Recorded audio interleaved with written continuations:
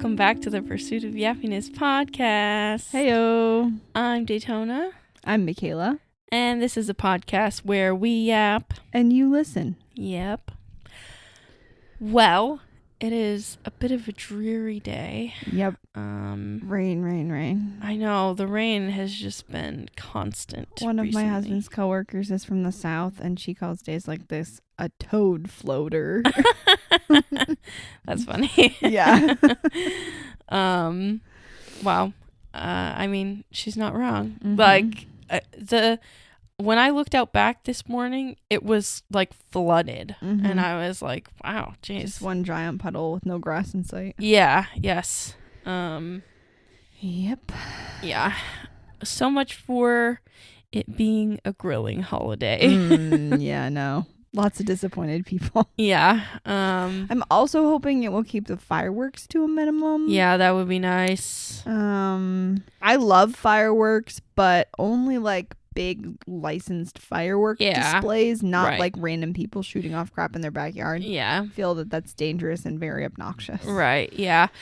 I do enjoy watching fireworks. I will say growing up, we never did fireworks for Memorial Day. I don't know. I just feel like it's a 4th of July thing, in my opinion. It should be 4th of July and New Year's, and that's it. Yes, exactly. People, if you do it too much, it's not special anymore. I just feel that all the pyromaniacs out there are like, it's a holiday. Yeah, we the need rednecks. Fireworks. It's an excuse to explode things. Yeah. Well, and what's interesting is I'm surprised my family didn't do Memorial Day fireworks because they are a bit redneck. Yeah.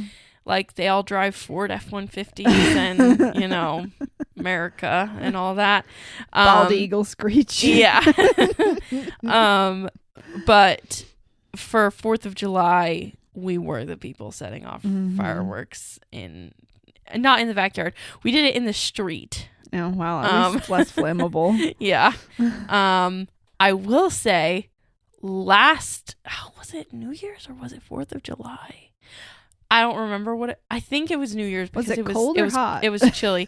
I was there I was visiting my family, and they live in like a, like cul-de-sac, whatever.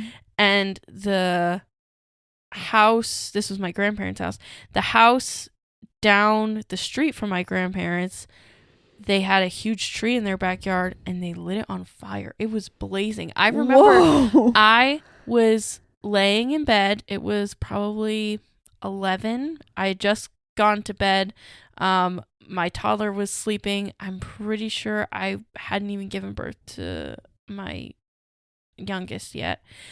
And I could see like flickering through the window. That's terrifying. And I was like, what is that? And then I look and I see huge fire. And I was like, oh my gosh. And so I like ran downstairs, and my mom was still awake, and I was like, you need to come look outside. And also, so someone called the fire department? All the neighbors went outside, and like we talked to the one neighbor, and I was like, hey,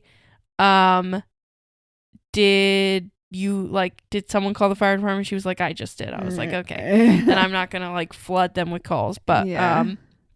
Yeah, it like fully like I can down. hear the little ba-doop on 911, and then the person's voice being like, the neighbor's tree is on fire. Yeah. literally 911, that's your emergency. Yeah, it's just very funny. Yep, it was something, that's for sure. And like we just stood there and like watched. Yeah, I mean, what else are you gonna do?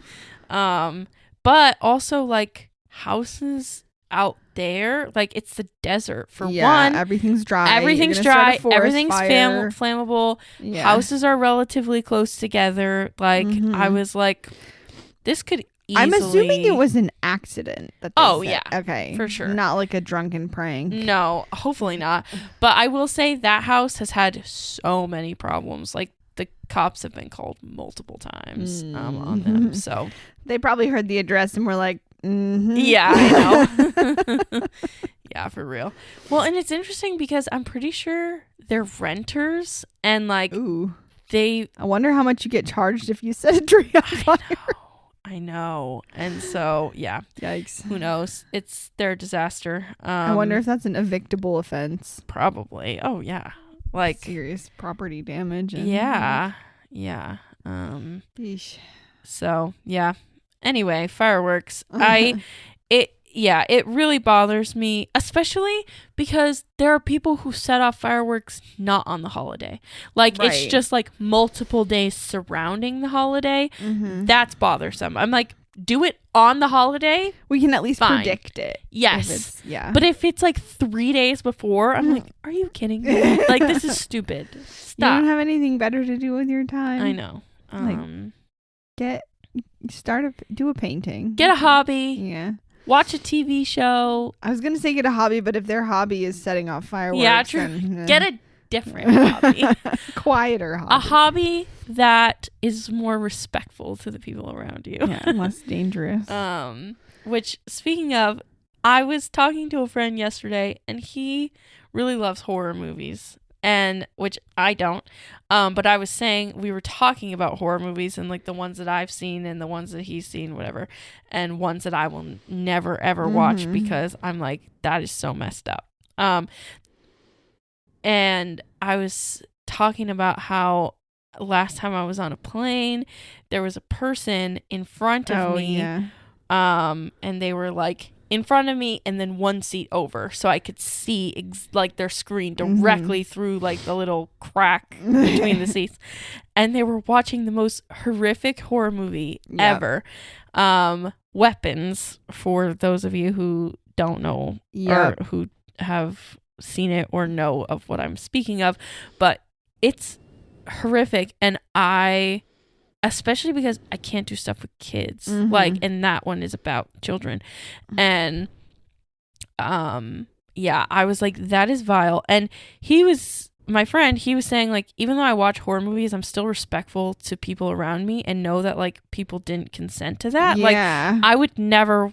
He was saying how he would never watch a horror movie on a plane. I feel like they shouldn't have horror movies available. I know. Because you never know when there's like going to be a child in the seat. Yes. Or like. I know. It's horrible. Yeah. And also like, I feel watching things with like very intense sex scenes is also a little crazy. Like I wouldn't watch like heated rivalry on the plane because people would think that I'm like crazy. And so like I remember I tried to watch Bridesmaids once on a plane, and I love that movie, but I forgot that the very first scene is a sex scene. Oh, I don't even remember that. And I didn't either. And I was like, ugh, and I was like trying to fast forward, and then it wasn't really like fast forwarding. Yeah, the screens don't really work. And so then I was just like, okay, exit. I was just like, I feel so uncomfortable right now. Audience participation. My husband and I are going on a trip to Europe in a couple of weeks, and we need recommendations for movies that we can download because we have a lot of like layovers, and so we're going to be hanging out in airports. Right. We need we need recommendations for movies that we can download ahead of time to watch without having internet.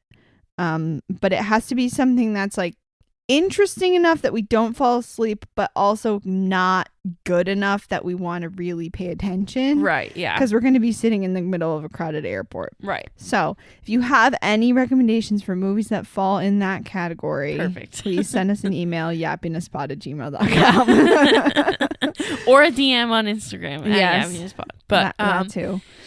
Yeah. The last time I was in an airport with a layover, I watched Uncharted. Yes, which is like fine. That fits the category that you're looking for. Like, it's mid. It's just okay. It's like, high action, but it wasn't really like riveting. It didn't change your life. Not peak cinema. No. Like, I wouldn't suggest to someone to watch Project Hail Mary for the first time. No, you got to pay attention in the airport. You got to pay attention. If it's a reheat, then sure. Yes. But yeah. Does that term apply to anything I now? think so, yeah. Okay. Well, because, okay. So the term originated from, as far as I know, people would say the phrase like reheated their nachos, which like it meant that they were like copying something basically.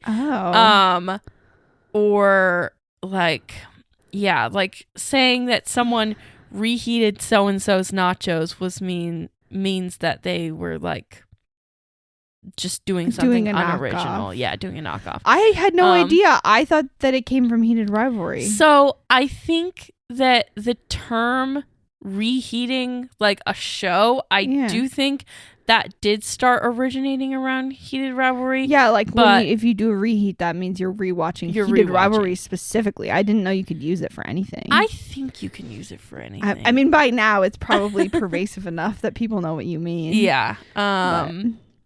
But the first few times I saw that online, when I first had seen the show, I was like, what are they talking about? Like, I'm trying to picture, like, what are they microwaving to watch the show? Like, it took me a bit to figure it out. Yeah, I'm getting old. I'm starting to not be the target age group for internet slang. I know. Yeah.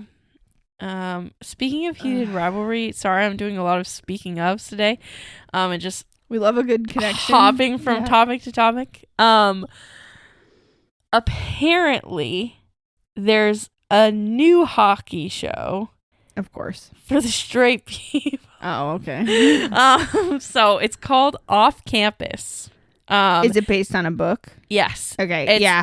It was only a matter of time because it was so popular. It's going to be the new thing now. Sports romance in general, like sports romance books are very popular right now. Yeah, that's what I mean. They're like, the thing. They're going to start making them all into shows trying to match the success of Heated Rivalry, and I just feel that nobody is going to be successful. But. And it's a book series called the Off Campus series by Ellie Kennedy. I've heard of her. Oh, really? Yeah. She writes. She's a romance author, and I'm pretty sure Let me just go on Goodreads real quick. Specifically sports romance. So yeah, the Off Campus book series. And the TV show is Off Campus. It's a 2026 romantic drama series on Amazon Prime Video, following the opposites attract romance between music major Hannah Wells and star hockey player Garrett Graham at Briar Do you know University. how many of is it just the first book? Yes. They all have titles. The Deal, the Mistake, The Deal, The Pact, The Score, The Incident, The Goal, The Legacy. Oh my gosh, The there's Campus. so many. There's a lot of them. So yeah, the first season adapts the book The Deal, focusing on their fake dating arrangement to help each other while exploring themes of love, friendship, and adulthood. The show has been renewed for a second season, which will focus on a different couple from the books. So yeah, the plot: Hannah hates hockey, agrees to help Garrett, who's the star hockey player. Right. She helps him with his grades in exchange for him pretending to be her boyfriend. There's a lot. She has a lot of books. When did the book come out? The first one? First one, The Deal or whatever. The Deal came out in 2015. Oh, wow. Okay. So, yeah. Yeah. It's so interesting that all these books that were written like a while ago are now becoming popular. Because wasn't the Game Changer series also started around 2015? Yeah, that's what I thought. Yeah. She's got a lot of series, L. Kennedy, and they're all college related. Like there's a series called Off Campus. There's a series called Briar U. One called Campus Diaries. Avalon Bay. Interesting, because Briar University is like the name of the college, so they must all take place in the same universe, but just different tropes. But I will say the whole like the chase, the risk, the play, they're all the same. The whole like idea of like the nerdy girl having a fake dating relationship with like the jock guy while she helps him with their grades or with his grades.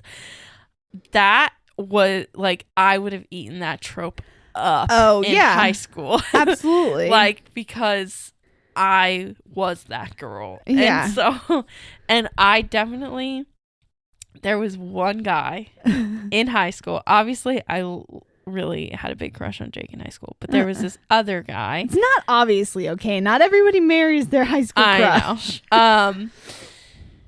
But there was this other guy. He's never gonna listen to this. His name was Nikos. and was he Greek or something? Yeah. Okay. I liked him so much. And he was like jock for sure. I don't remember what sport he played. Maybe football. I don't know. But he and I often sat next to each other in our English class. And like we even did like a couple of projects together, and he would always ask me for answers and I would just give them to him. I know. And I remember once senior year, I was taking a different English class by the same teacher. It was a memoir class. So fun.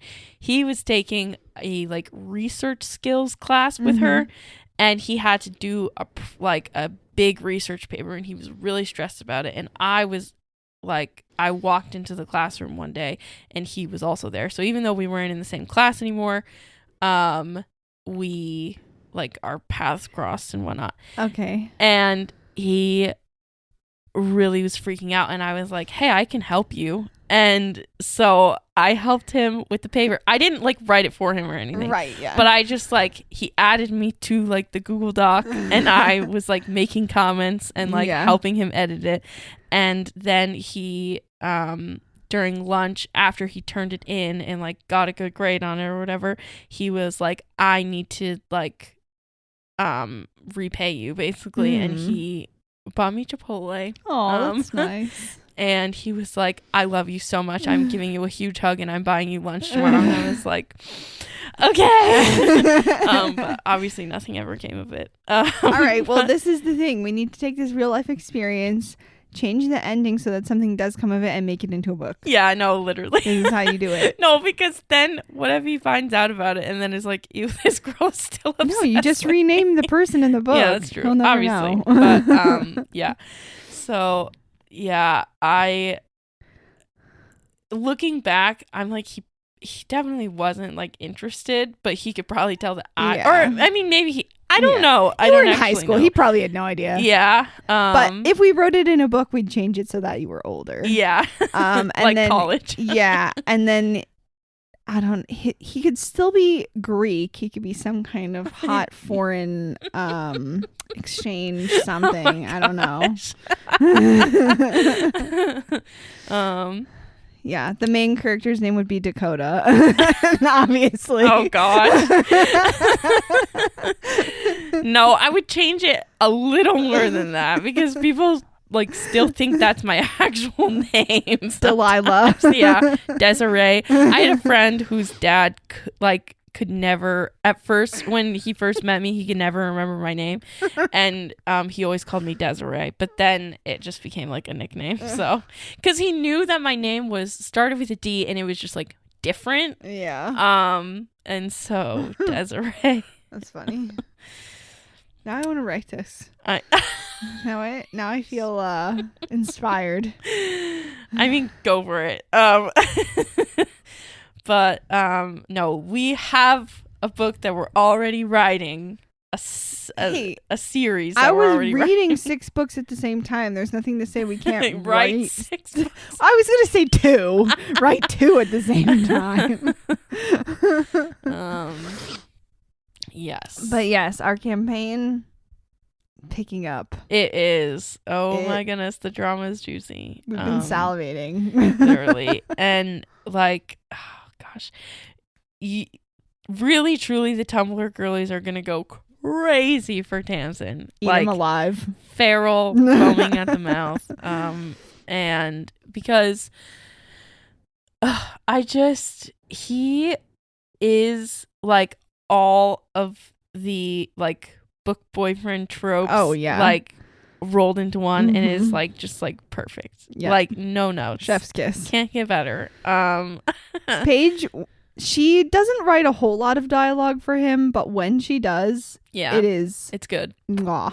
Yeah, he's definitely more like soft spoken, I guess. Yeah. I don't know. I feel he's like, I feel like he's a thinker. And so I feel that when like the campaign does get turned into a book, we need a lot of like inner thoughts from him. Mm-hmm. Because I just think, and I do want to write it similarly to how like Throne of Glass is formatted, in the sense where it like switches POVs. Oh yeah, absolutely. Because we just have so many main characters, it's like we need stuff from all of them. Right. Well, it also depends on how we format it. Like, if the first book is mostly Sylvie and Tamsin's story, then there'll be fewer chapters about the other characters. Right, exactly. But yeah, we need both of their perspectives for sure. Yes. But yeah, and obviously, like, even though it will be mostly Sylvie and Tamsin's story, I want like Leora POVs also. And yeah, I think there's definitely going to have to be a lot of changes, in the sense that I feel like it would make more sense if the book was written in third person, because then it's easier to have all of those perspectives. But yeah, and like, because even in Throne of Glass, like, there's, even if a chapter is following a character more closely, you still get snippets and like thoughts of other characters throughout those chapters. So yeah, it's good though. I will say Queen of Shadows, I'm really liking it. Yeah, right?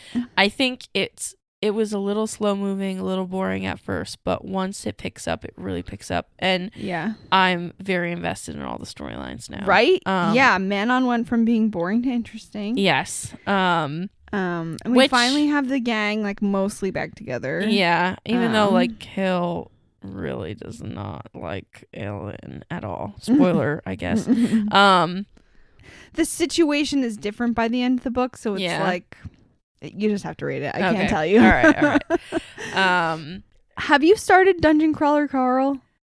No. Okay. It's hard because I have seen some mixed reviews on this book. Just in the sense that like they really hate Carl. I'm assuming his name is Carl. And because they're like, he kind of gives like incel nice guy, like gross, I haven't gotten that misogynist a little bit.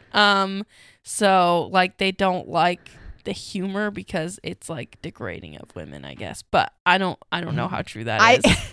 I am a little bit over halfway through. I haven't picked up on any of that at all. Okay. There's like no women in the book, so I'm not really sure where that would come from. But I have no idea. That is just what I saw on Goodreads, but we all know that Goodreads sometimes it's a little like, it's a feral wasteland. Yeah, and people are just like mad about stuff. Like a lot of things. I'll like read a book and I'm like, wow, I loved it, and like the top review is like, this was the worst book I ever read. I wish I could burn my eyeballs. Literal poop from a butt. Yes. And it's just like, what is your problem? I'm like, okay, if you hated it that much, then don't finish it. I guess. Like, I just don't have the energy to like care that much about whatever. Yeah. But it's definitely written for a very specific target audience. Okay. Like, if you've never played an RPG or a video game, you would not follow it at all. Okay. Like, it's just got so much jargon and reference material in it that it would just be so confusing. Right. And it's interesting to me, but it also so far has a very obvious trajectory. Okay. Like, I kind of feel like I know where it's gonna go and how it's gonna end, so we'll see if I'm right. How far of the book are we reading? The whole thing. Okay, that's what I thought. It's a quick read. Yeah, like, if you don't get too bogged down in all the like jargony stuff, it's pretty quick moving. Yeah, I saw a reel recently that was like, fantasy girl tries to read Dungeon Crawler Carl and has to ask for like definitions every 5 minutes. Yeah. And it was like, what's an NPC? Like, Yeah. Ugh. Yeah. But I'm like, I know what an NPC is. You know? You're not going to be, I mean, you've played an RPG and you've played video games. Yeah. So you're not going to be that lost. Right. But there might just be a couple of things that you like. Yeah. If you didn't know the word for tankard, then. Okay. That is such a random word. It's really not. Yes, it is. It's just a metal cup. Like, it's a metal cup. Why does it need to have a fancy ass name? Tankard. Jeez Louise. Anyways. Yeah. And I can definitely see how people would think that it was like it was aimed towards men. Yeah, I think that maybe is what they were possibly getting at. That review was probably written by someone who really just enjoys fantasy and was like, let's read this. And it has like, I will say the cover on Libby, their version of the cover, it looks like a book for men. Like it does not have like the cutesy pink and yellow cover as it does now. Like I really like this cover, and that's honestly, I judge books by their cover. Oh, absolutely. And 100%. And so I really like the cover of this. Let me just show you like the original cover. It is so ugly. And I'm just like, oh yeah, okay, this book was written for a man and by a man. Because it's something. Let me go back to it. This is what it looks like. Oh yeah. Like, yeah. Just it's very interesting. So, anything that has like realistic looking people on the front, I don't like. Don't like it. Don't like at all. It's the worst. No, it either my needs biggest to ick have for book covers. I think. Same. It either needs to have just like pretty like designs and like words. Yeah. And just like a color.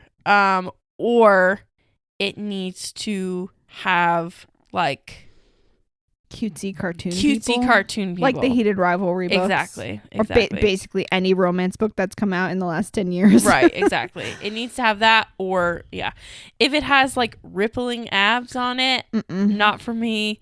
Busty women. Yeah. Nope. Nope. It's too much. I don't even necessarily like the original Throen of Glass or the original Akatar covers very much. And they that's pretty much what the library has, is like those versions of the books. They're probably cheaper.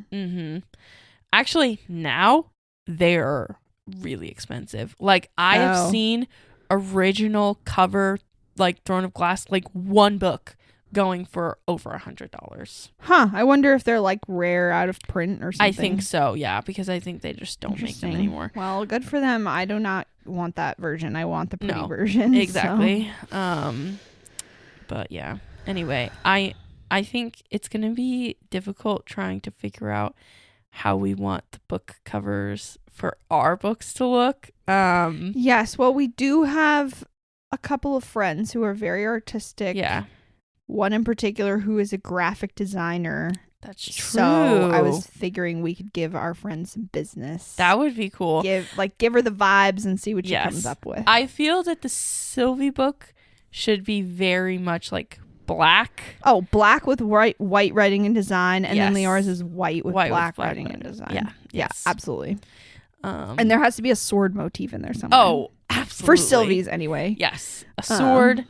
Leora's can have like a mace or something. I was thinking more like a sun design for like magical stuff. I see what you're saying. I see. They both Sylvie's needs to have like the vine leaf motifs, and Leora's has to have the tiny flower. Perfect. Perfect. Things. Yes. So love it. Anyways, I can't wait. And this is going to be like 10 years down the line. We'll finally do this, but you know, it's fine. We have to hype it up now. We have to finish the campaign first. Or never finish it. Or yeah, I was thinking we could probably finish like a certain arc. Yeah. And then write the book version of Right. that arc. Right. Like, we don't need to do the whole campaign. Yeah. Yeah. Figuring out where the arc is going is like not my business. No freaking idea. Yeah, no. That's all Paige. So. Yeah. Yeah. I have been getting very weird Facebook reels. Yeah, recently. it's happening to you now. I know. First it was me. Oh, that might have been in one of the lost episodes. Honestly, I was getting these weirdly conservative, like far right, right, like not just anti-vax, school is evil, but like they're trying to unmasculinize the men by putting crap in the water. Yeah, all kinds of conspiracy theory things. And I was like, what is happening? Yeah. Who hacked my account that all of a know. sudden I'm getting this junk? And then all of a sudden, like 2 or 3 weeks later, it was gone. That's so weird. It was so weird. Like something happened to the algorithm. I don't know what is happening. I got one. This woman is wearing a t-shirt that has a picture of the first assassination attempt against the president, where his like ear, whatever, yeah. and him like raising his fist in the air. And she says, my top 5 horror movies. Number 1, Trust the Government. Number 2, blue-haired parenting advice. Number 3, seed oils and everything. Number 4, vaccinating that innocent baby. 5, calling abortion healthcare. And, yeah, I was just like, why is this coming up? Blue-haired parenting advice is hilarious because blue hairs is what they used to call old people. Really? Yeah, it was like a name for someone who has like white or graying hair. Oh, interesting. Yeah. Now it just means like, oh, blue hair is definitely liberal. Yeah, whatever. And then the other one that I got, which I was like, huh, it says, to the mom who said to add an egg and beef liver to my kids' mac and cheese for extra protein and real nutrients. Thank you. I'm like, that's disgusting. And she put a whole stick of butter in it, an entire stick. I can see an egg. An egg, like, sure. Whatever. But beef liver, and it was like powder. Yeah, lots of people who are into like alternative wellness, they're really into beef liver. Yeah. Bone broth, beef liver, hearts of stuff. Yeah. Organs. Yeah. Organs are really big with that crowd. Which is fine. I mean, people have been eating organs for thousands of years, whatever. I know, but I don't want to do it. No. And just they are so like people are so obsessed with protein, and I'm like, you need fiber. Western society does not hurt for protein. We have plenty. Yeah.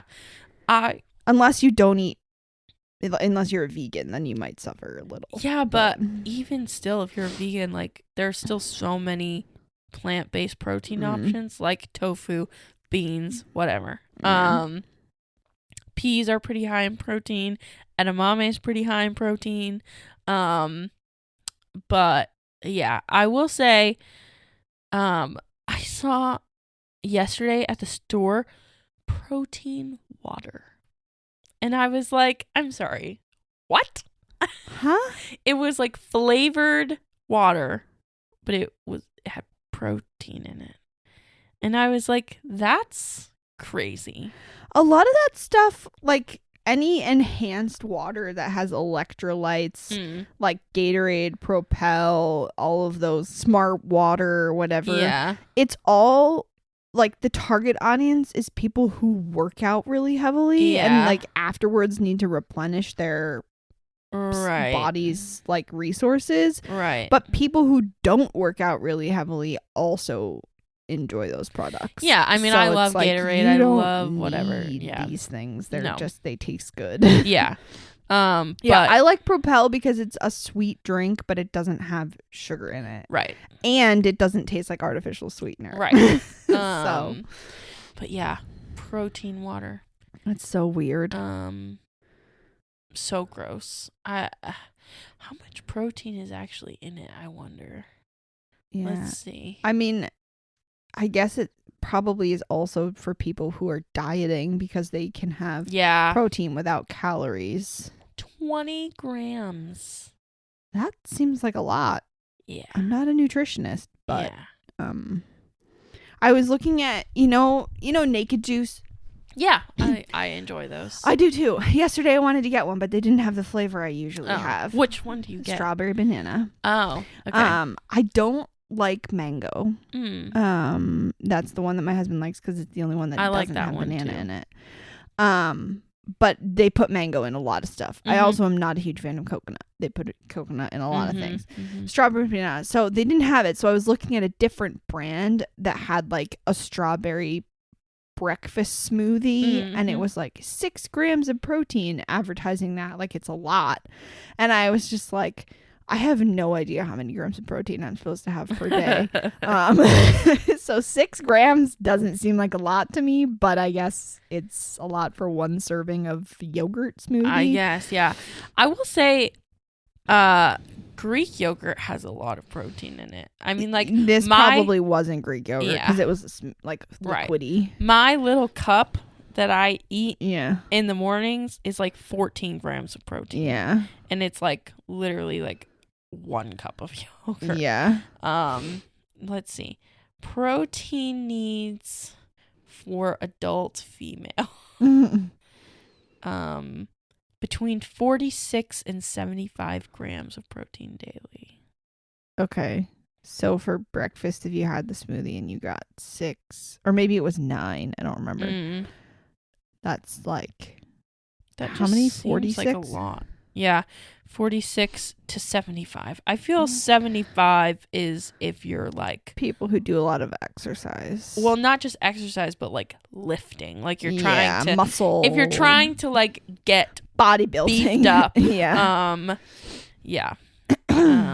Which honestly, if I had the time and the joints. Yeah, the joints. I would love to just like seriously be like it sounds nice, but unfortunately I'm a chronic pain girly. Correct. So yeah, same. Nope. So that will not be happening for me. I unfortunately will not ever be built like the professional rugby player Alona Mar, as much as I want to just be able to be like Deca man. Yeah, it's just not gonna happen but for me. Speaking of chronic illnesses. What's dinging? The dinging is my computer. My younger brother is asking me to play Roblox.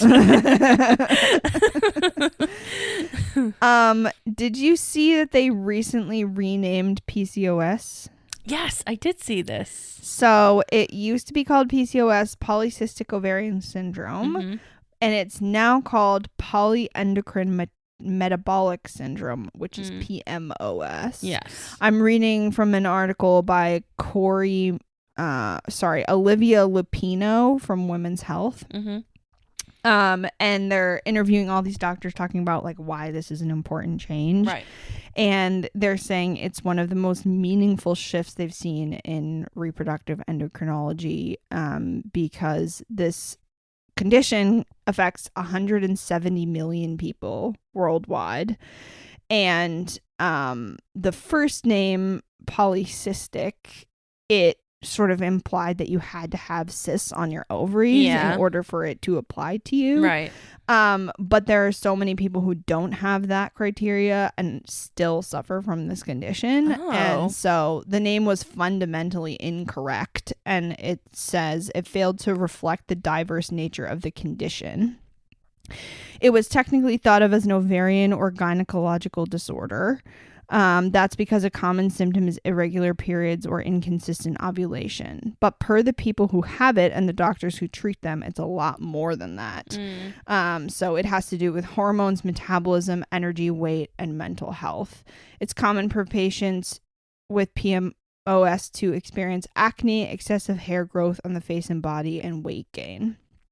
So the name change shifts the emphasis on to endocrine and metabolic systems, which includes having insulin resistance, cardiovascular changes, issues with cholesterol, sleep apnea, diabetes, high blood pressure, and a 4-fold increased risk of type 2 diabetes. Wow. For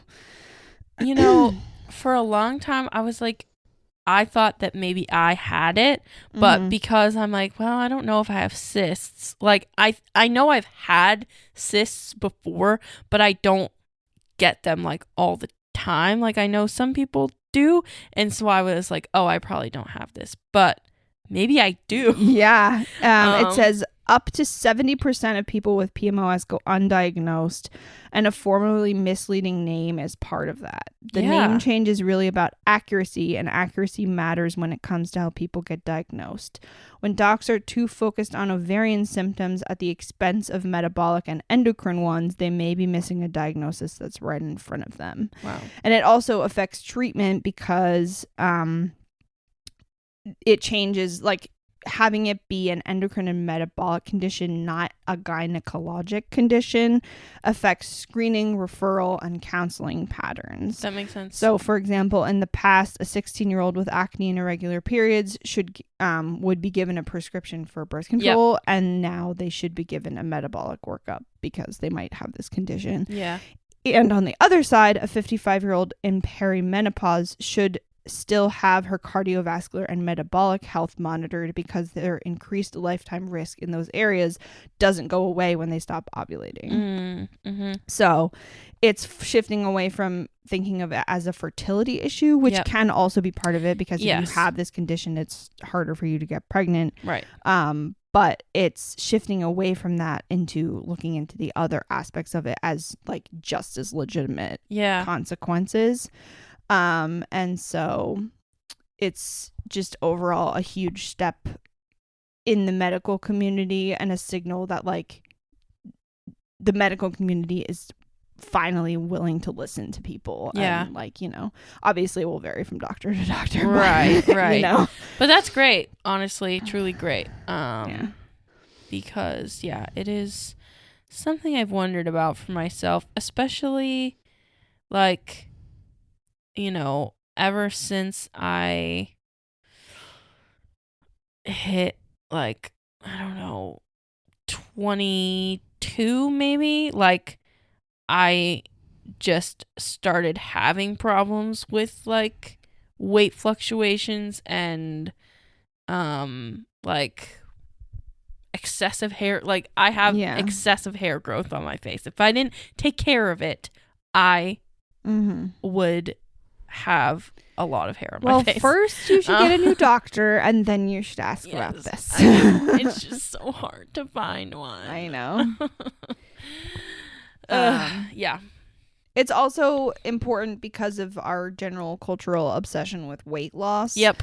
People who have PMOS struggle with weight gain. Yep. And so a lot of the time people will, like, if they have profound insulin resistance, they'll be told eat less, exercise more, lose weight, and you'll be fine. Right. Which for some people that's true, but if you have these like metabolic issues, then it's like not literally going to fix anything. Not going to happen. Yeah.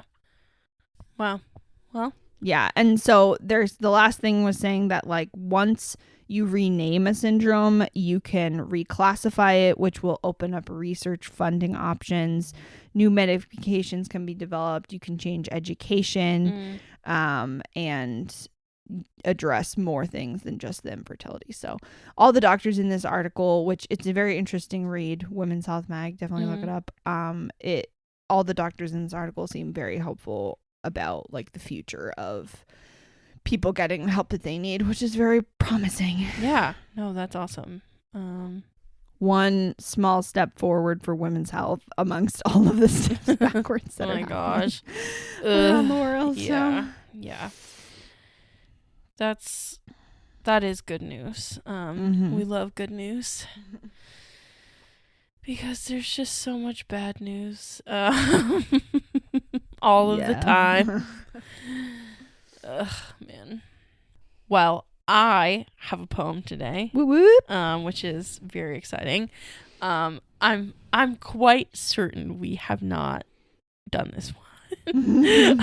I should have asked before, but I didn't recognize it. Okay. So it is called People Who Keep the Lamps Lit by Jen Shoop. There are people who draw light to themselves and almost can't help it. They pull out a chair for you when you approach the table. Please, they say, gesturing you into it, earnest and unaware of their outsized generosity. They say, "Atta girl," to strangers who have just ridden a big wave or run the bases. They fill the hungry heart with pride and do it with such ease, having learned some time ago that there is no economy of compliments. What made them this way? Not the absence of pain, no. More often than not, heartbreak is the holy ground that anoints them. The more of these light gatherers I meet, the more I believe it's will, and will forged anew each day. They wake up and they call forth an adamantine determination to resist the ease of despair and to believe that reality is mainly possibility, even when the wicked comes knocking. I like it. I do too. I really liked the line, "Heartbreak is the holy ground that anoints them." I also really liked "There is no economy of compliments." Yes. I like that too. Because it's just like, it costs $0 to just like make someone's whole day. Yeah. I mean, like, and I have been really trying to do this over the past little while, like year or two. Just like, if I see someone wearing an outfit that I think is cool, I'm gonna tell them. Like, whereas before maybe I would have been just like too shy to say something, but now I'm like, no, you're slaying. You look so good. Because I know if I, like, whenever I get told that, it makes me feel like I am above the clouds. Like, it is so wonderful to hear like just a true heartfelt compliment from someone. And so I'm like, if I have incredible power to like make someone's day, you know? And so it's like, why not use it? So we have a responsibility. We do. To do. With great power comes great responsibility. And we have the responsibility to spread the kindness and spread the love and the joy. Oh gosh, I have so many poems that relate to this. I'm not sure I'm going to pick which one I want to read. This one is called Love Poem with Apologies for My Appearance by Ada Limon. Sometimes I think you get the worst of me. The much-loved loose forest green sweatpants, the long braless days, hair knotted and uncivilized, a shadowed brow where the devilish thoughts do their hoof dance on the brain. I'd like to say this means I love you, the stained white cotton t-shirt, the tears, pistachio shells, the mess of orange peels on my desk, but it's different than that. I move in this house with you the way I move in my mind, unencumbered by beauty's cage. I do in the tall grass, more animal me than much else. I'm wrong, it is that I love you, but it's more that when you say it back, lights out, a cold wind through curtains, for maybe the first time in my life, I believe it. I like that. Yeah. We all need to have people that we're this comfortable with, that we can be unencumbered by beauty's cage. Yes. But also, I am always very conscious that I strive to be that for other people. Yeah, totally. Like, when you come to my house, you don't have to look your best. Right. You know? Just come as you are is a very churchy phrase. I know. But it works. But we are the church. Exactly. So. And I feel readopting churchy phrases Mhm. is I really like that. So Yes. This one, Joseph Asano at it again. Night swimming. The full moon rises over the river. Go in. Do not be coy. Yes, the wars, and yes, the hell and wreckage, but you cannot save a life if you are broken. Briefly, just this briefly, be here.